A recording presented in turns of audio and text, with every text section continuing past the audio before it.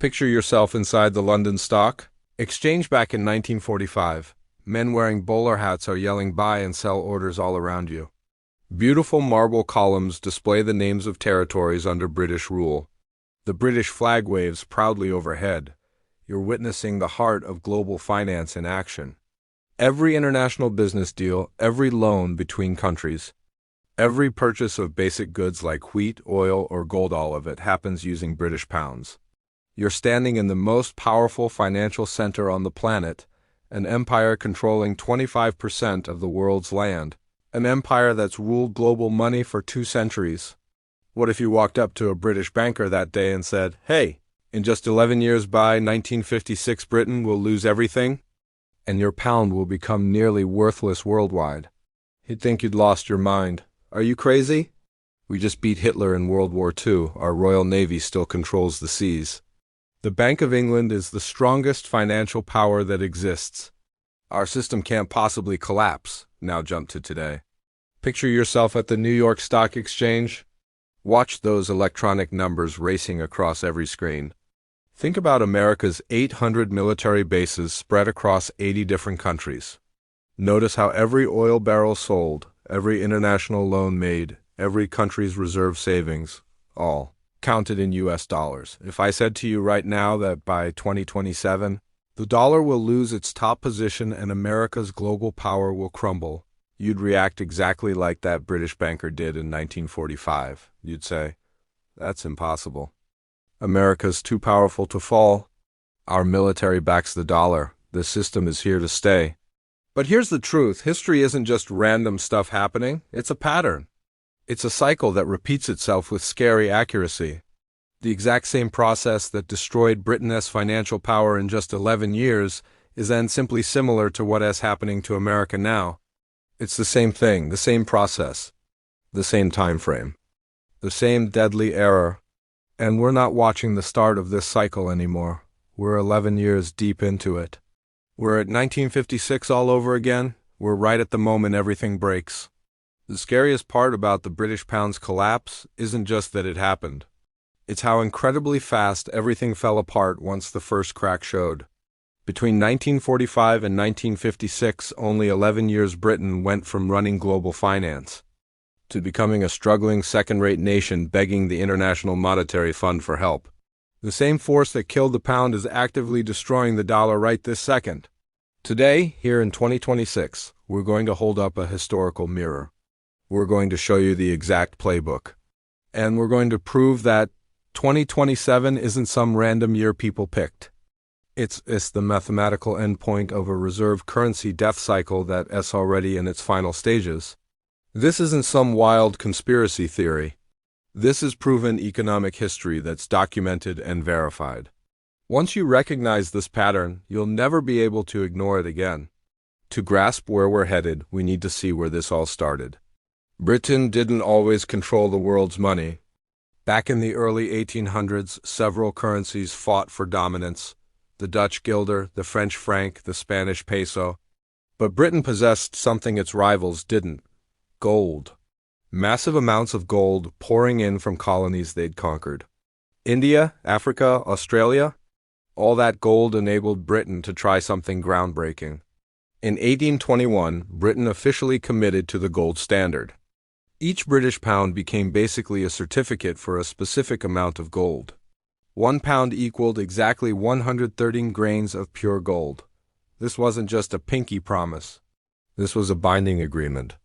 Anyone holding a pound note could march into the Bank of England and swap it for real gold. No hassle, no questions. This system created something incredibly powerful: trust. Business owners in New York, Shanghai, and Buenos Aires all preferred getting paid in British pounds because pounds were literally as valuable as gold. Actually better than gold in practice, because you could send pounds by telegraph while gold had to be loaded onto ships and physically moved. The pound became the world's reserve currency, not because Britain forced anyone at gunpoint, but because people trusted it completely. By 1900, 60% of all global trade used pounds. When a Japanese business bought American wheat, they paid in pounds. When a German bank loaned money for a Brazilian railroad project, that loan was written in pounds. The pound was the universal measuring stick for value. This gave Britain an incredible advantage because the whole world needed pounds constantly. Britain could borrow money at extremely cheap interest rates. When the British government issued bonds, everyone on Earth wanted to buy them because owning British bonds felt as secure as owning gold itself. This allowed Britain to spend more than it earned year after year. Britain could buy more imports than it sold exports because the world was happy holding pounds indefinitely. This is what reserve currency privilege means. You print paper money and the world sends you actual valuable stuff. You send your inflation problems overseas and bring prosperity home. Britain rode this privilege to build history's largest empire. Then World War I arrived. Between 1914 and 1918, Britain sacrificed lives and money on a scale never seen before. 886,000 British soldiers were killed. The financial cost hit $9.6 billion, which translates to over $1 trillion in today's currency. Britain's national debt jumped from 30% of GDP to 140% of GDP to pay for this massive war. Britain did something unthinkable. They paused the gold standard. In 1914, the Bank of England announced pounds couldn't be exchanged for gold anymore during this temporary emergency. This was meant to be short-term, but there's a problem with emergencies. They tend to stick around. The war finished in 1918, but Britain didn't rush back to the gold standard because they owed too much money. If Britain let people freely swap pounds for gold at the old rate, every creditor would immediately demand their gold and the Bank of England's gold vault would empty in a matter of weeks. So Britain kept the gold standard shut down. For the first time in a century, the pound became fiat money paper backed only by trust in the British government instead of actual gold. And that trust was starting to shake. In 1925, Britain attempted to bring back the gold standard at the old pre-war exchange rate. This decision backfired spectacularly. The pound was now worth too much compared to reality. British products became too expensive to sell abroad. Britain's economy tanked while America's economy thrived. Most importantly, other countries started wondering if Britain actually possessed enough gold to back all the pounds floating around the world. Then World War II hit. From 1939 to 1945, Britain battled for its very existence. The price tag reached another $28 billion. National debt skyrocketed to 250% of GDP. Britain transformed from the world's biggest lender to the world's biggest borrower. Britain owed enormous debts to the United States, Canada, India, and every colony that had shipped supplies during wartime. The Bank of England's gold reserves were drained. By 1945, Britain was bankrupt in everything but name. Yet, in 1945, Britain still controlled the reserve currency. International trade still ran on pounds. The world still needed pounds desperately. This is where the pattern becomes crystal clear. Holding reserve currency status let Britain keep borrowing even while technically broke. Since the world needed pounds to conduct business, countries had no choice but to keep lending to Britain, even though realistically Britain could never pay them back. Britain managed to maintain the appearance of financial strength for 11 additional years.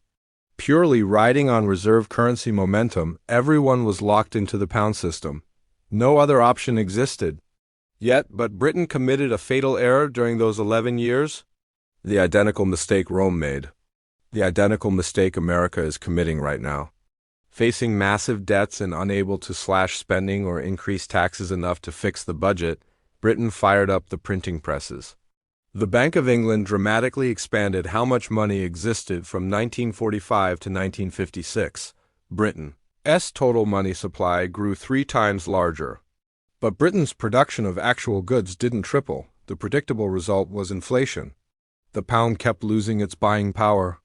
Foreign governments sitting on piles of pounds as reserves started noticing. They started asking tough questions. If we're holding pounds that lose value every single year, why are we still holding pounds? Britain faced a critical decision.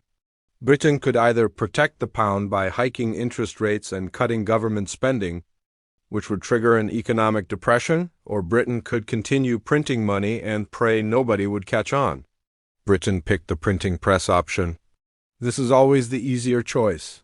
Also always the deadly choice. Then 1956 arrived. The Suez Crisis erupted. Egypt took control of the Suez Canal. Britain and France, desperate to prove they still mattered, invaded Egypt to seize the canal back. The United States, which had become the actual global superpower, ordered Britain to back off.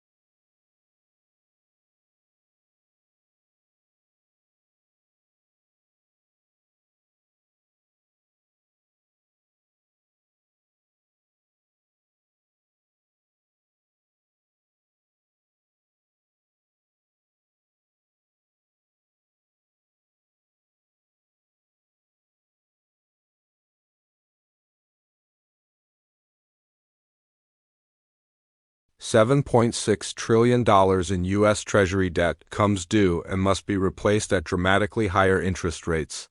Interest payments on the national debt will surpass $1.5 trillion, eating up 30% of every tax dollar collected.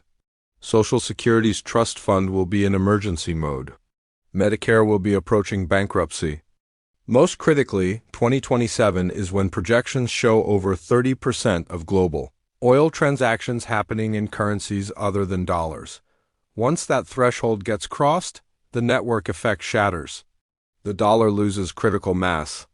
This is America's 1956 Suez moment approaching. The crisis that will prove the reserve currency is dead. It won't be a military loss. It will be a financial breaking point. Maybe it's a treasury auction that fails to find buyers.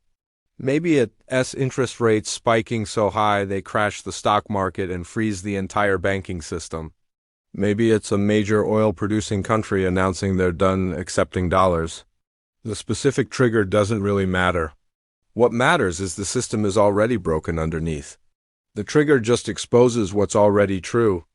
And just like Britain between 1956 and 1992, once the break becomes visible, the decline speeds up.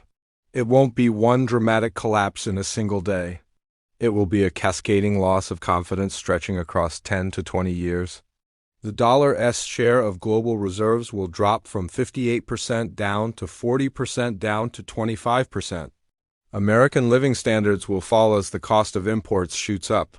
The federal government will face impossible decisions: raise interest rates to save the dollar and destroy the domestic economy, or keep printing money and make inflation spiral out of control. Both paths lead to Americans becoming poorer. The pattern is undeniable. The timeline follows mathematical rules.